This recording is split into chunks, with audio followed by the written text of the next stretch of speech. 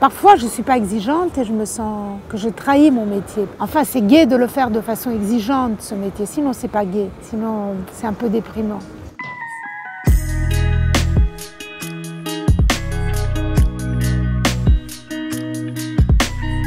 Complètement, les deux. Je dirais que c'est la vie tout court qui importe, parce que même la vie d'actrice fait partie de la vie. Mais oui, c'est en tout cas mon travail. Je ressens vraiment que mon travail part de cette époque-là, mon travail, enfin un peu avant quand même, mais en tout cas ça a vraiment donné l'élan à mon travail, de l'élan et de l'enthousiasme aussi, parce que Chéreau il communiquait beaucoup d'enthousiasme, enfin moi il me communiquait beaucoup d'enthousiasme, un enthousiasme, il était gourmand de travail. Et ça, c'est une chose très belle, une chose que j'ai jamais oubliée, que j'ai gardée en moi. Et aussi, il était très exigeant. Et ça aussi, j'ai gardé en moi, ça. Parfois, je ne suis pas exigeante et je me sens que je trahis mon métier parce qu'il m'a donné une... Enfin, c'est gai de le faire de façon exigeante, ce métier. Sinon, c'est pas gai. Sinon, c'est un peu déprimant.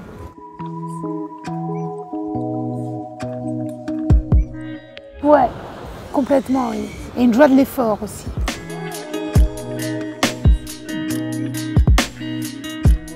Oui, c'était une peur constante, quotidienne qu'on avait.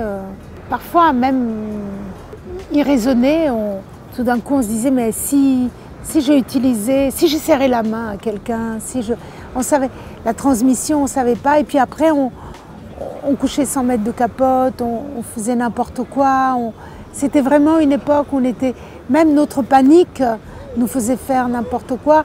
Et puis si on demandait de mettre une capote, l'autre nous disait, mais alors tu penses que je suis malade? Non, je ne pense pas que tu es malade. Alors faisons l'amour sans capote. Enfin, il y avait plein de comportements qui n'étaient pas encore mis en place par rapport au sida. Une grande terreur, on mourait parfois... Voilà, le film se situe dans les années 85, donc il y avait déjà l'AZT, mais l'AZT, parfois on mourait en quelques mois, en un an. C'était vraiment terrible, et ça a duré longtemps. Et là, c'était le début, en tout cas pour moi, c'était le début. Le sida avait déjà été né il y a bien 10 ans ou 20 ans avant même, mais pour moi, en tout cas, je découvrais la peur du sida à cette époque-là.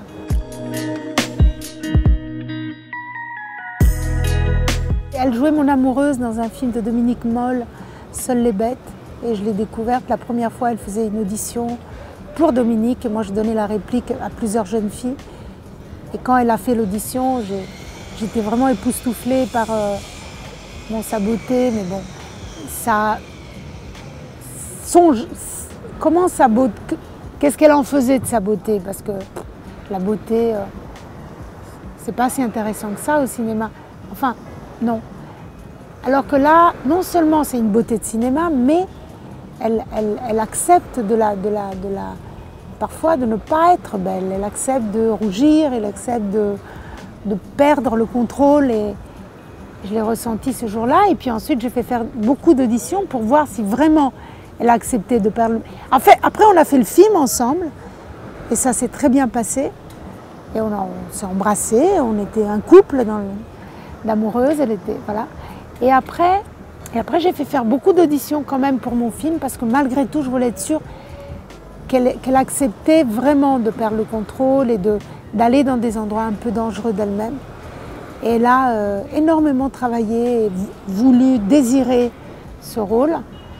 Et ça, c'était aussi une chose importante. L'actrice devait avoir une très grande, obstinée envie, désir de faire ce métier.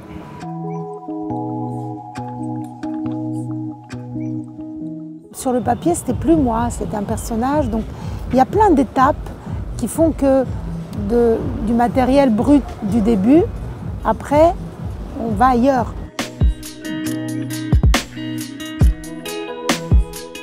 Oui, je crois qu'ils étaient excités assez.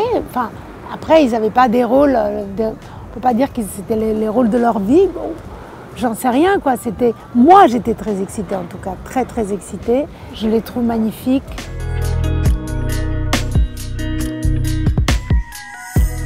Je dis ça a du sens, voilà. Hier quand je montais les marches, je pensais que j'allais monter les marches pour la première fois avec Vincent Pérez, avec Chéreau pour Hôtel de France. Je me disais, les choses ont du sens parfois. Pas toujours dans la vie les choses ont du sens, beaucoup de fois les choses sont totalement insensées. Parfois, par miracle, les choses, on attrape un petit sens et là ça fait du bien parce qu'on en a besoin de sens.